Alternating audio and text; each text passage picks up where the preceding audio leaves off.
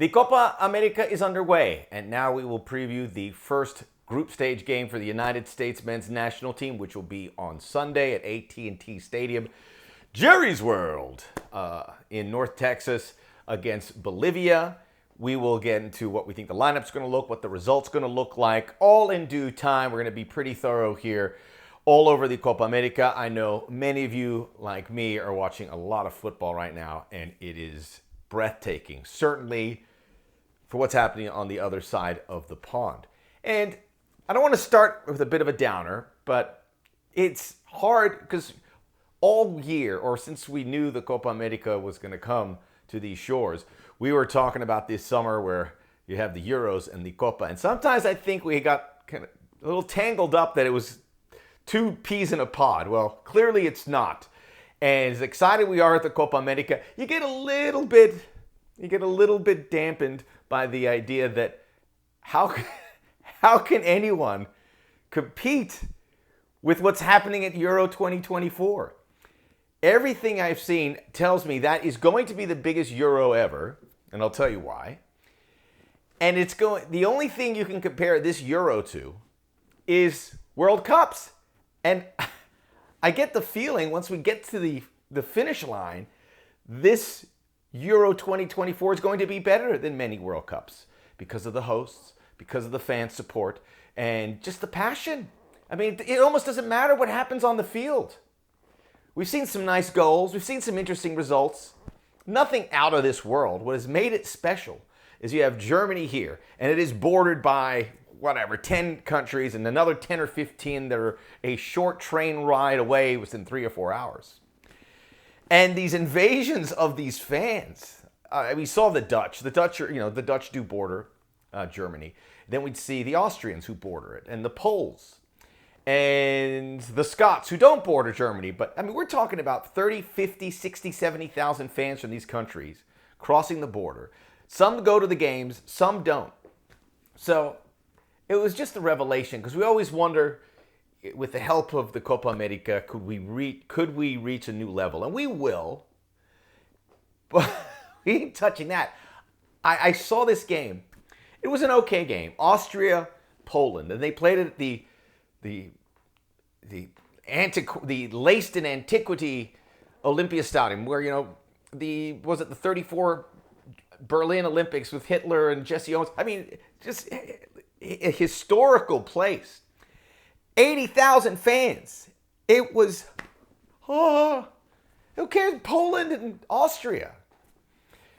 It is unbelievable what we're seeing at the Euros, and I just wanted to say that because we mainly cover U.S. soccer, and we're going to cover the Copa America. And I don't want to dampen the enthusiasm one bit, because it's going to be good here on the Soccer OG. Check out the Soccer OG podcast. We're going to have new podcasts every week. There's one with Michele Giannone. If you haven't listened to it, we preview this game and the U.S.'s efforts.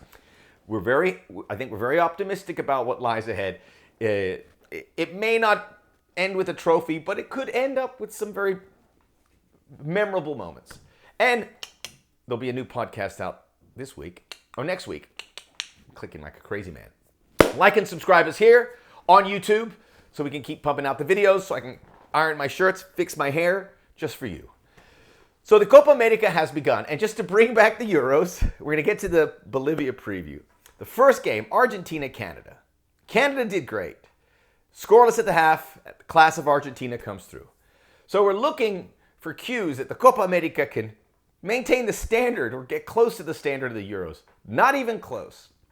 We see the story about the grass being put on the artificial surface. Dibu Martinez, the Argentina keeper, saying this is outrageous. Lionel Scaloni saying the same. It's a horrible start. The opening ceremonies, they're just kind of weird. And it's okay. This is our tournament, again. So maybe the big issue here is we got to, now that the Copa's begun, we've got to separate these two. And we're always bringing them together, but, and part of it's our broadcaster here, Fox, and don't get me started on that. And I've always stood up for Fox. Anyway, we'll get past that. Sometimes I feel there's a little too much condescension with their Copa coverage. I think the Euros is fine, but just let's shoot from the hip. Well, I'm going to have a big show about the coverage of this sport in this country, because we need a lot of work. Or else I don't think we'll ever get to where we want to get to. And watching those Euros, again, I don't think we're ever going to get to that. 40,000 Americans going into Canada to follow a game. Yes. So we have that issue. We're going to have this game on Sunday.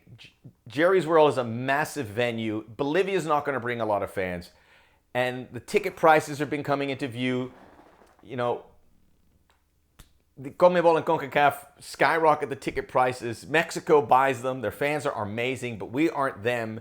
So I don't know what it's going to look like. It's not going to be, I think it's going to be half full at best. And that's not what we want to see with the World Cup looming. We want packed stadiums. The World Cup's the World Cup. Part of it is we haven't really alerted the masses that this tournament's here. I think I touched on it last time. TNT had the USA-Colombia and USA-Brazil game, and from what I was reading, they got about 1 million viewers for that Brazil game, which is great. Progress.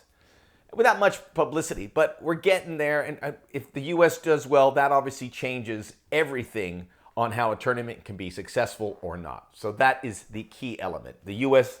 get through the groups, the U.S. beat Colombia or Brazil, then, hey, we're in business, and people will get behind it, and that will slingshot us to the World Cup. But everything about the early run-in is less than sterling. And again, we don't want to dwell too much about it. We're going to turn on the TV. I'm not going to tweet like I usually do if there's empty seats. Let's just get to this tournament. And hopefully it fixes itself. And hopefully there's agreeable prices one point. But, you know, there's reports of freebies given out to help fill out some of these big rows of seats that need to be filled, so it doesn't strike you too hard when you turn on the TV. It's not really our strong point, right? So, USA and Bolivia. Let's get into this game. A little bit about Bolivia. Bolivia is the lowest ranked team in the FIFA rankings in this competition of the 16 teams, including the CONCACAF teams. They are way low, 84th or 85th. It's a very difficult situation they are in South America. They are, I think, one of 2 landlocked countries. And at a very high altitude. There have been some great moments when they qualified for the 94 World Cup with Marco Echeverri and Moreno. I forgot his first name. But there were some great Bolivian players in the 90s. They made the World Cup in 94. That's the only time they have made the World Cup. And they had this great academy, Taiwichi Academy, that used to pump out some good players. It hasn't really kept it, but they have such massive challenges to keep pace with the countries that surround them, like Colombia and Brazil and everyone. Their advantage is playing at home. So they play their games at La Paz, which is 12,000 feet above sea level. Do you know what that is? 2.2 miles. No oxygen up there.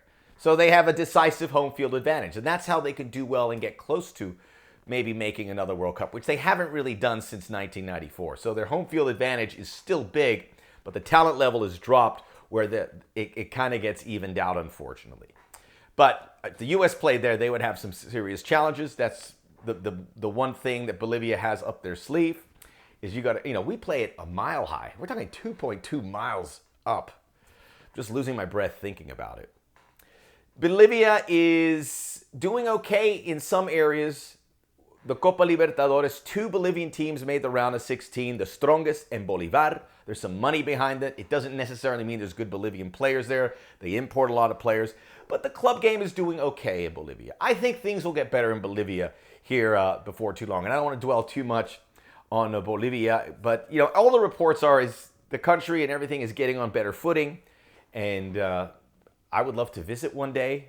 May have to bring an oxygen tank, but I'd love to visit. And we'll see. We'll see how it goes from there. So the U.S. and Bolivia Group C, AT&T Stadium. It's Sunday, 6 p.m. Eastern Time on TUDN and Fox. And I hope the U.S. can gain momentum. This is just a precursor, right? The U.S. should win this game. I am 100% confident they win. I am about 60% confident they win this game big. Come out and send a message that what we saw against Brazil was the beginning of this team finding its legs and getting through and playing like a real host. They play them on Sunday. They have Panama on Thursday, so you have a nice gap there. And then you have Uruguay, the final group stage, on Monday, and then we'll see where we go. If you beat Bolivia here in the opener and you have 3 points, you're just about there to the quarterfinals. And it's a unique circumstance because almost a certainty the U.S. will play, whether they finish first or second, Colombia and Brazil. And you got to ask yourself the question, who would you rather have? And I can't answer that question because Colombia is better right now. But why would you in a million years say something as crazy as, we'll take Brazil? You just don't do it.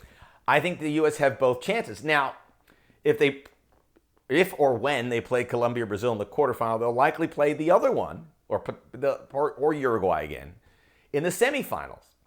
So it's I wonder if the tournament should have been a little more creative in how the knockout stages were played out. Like maybe they did a little crisscrossing with groups C and D and groups A and B, but they didn't. Looking at it now, maybe I wish they kind of did. So it would have been a little more interesting. It's weird knowing that you might have familiar opponents, especially since we just played Brazil and Colombia. But whatever, water under the bridge, we move forward. You beat Bolivia, and I do believe they're going to win big. How big? I was going to say 4-1, but let's bring it down. Let's say 3-1, because the U.S. generally are a little slow out of the gates, although I think we're not necessarily coming out of the gates because we played those 2 games. We should be relatively well-oiled. Bolivia was busy. They had games against Ecuador and Colombia here in the United States, so they have been acclimated.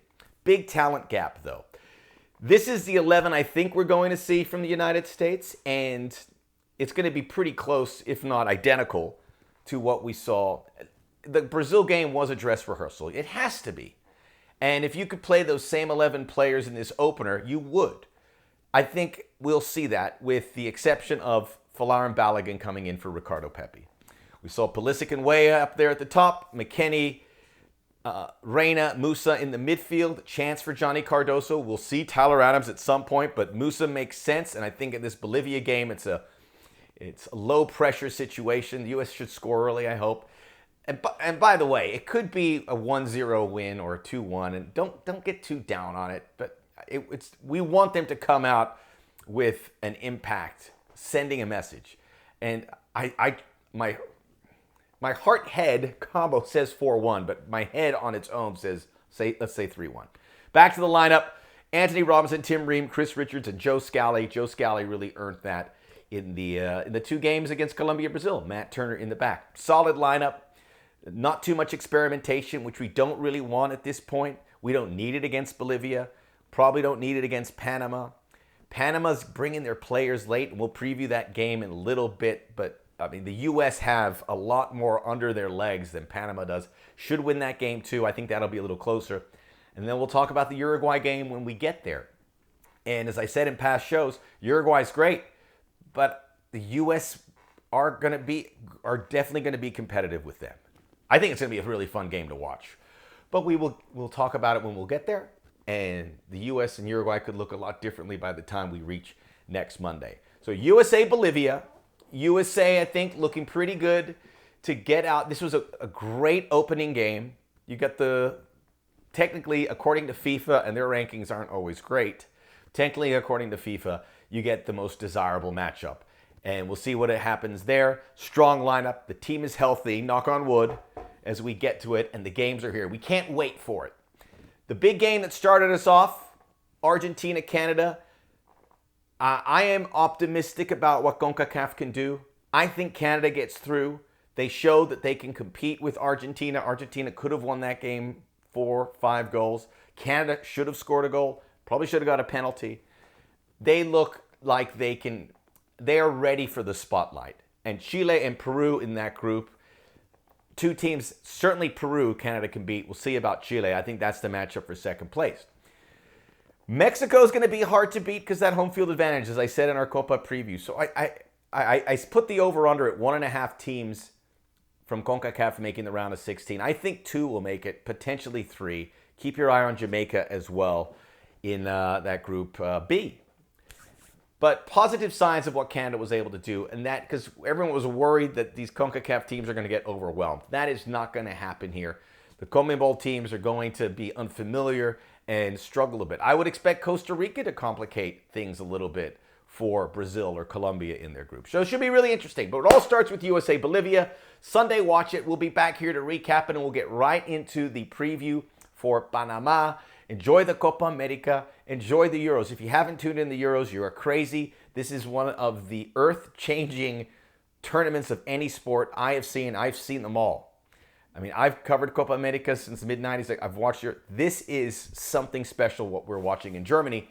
And I would say FIFA could learn a few things from UEFA about how to run a tournament. These atmospheres destroy what we saw in Qatar and Russia.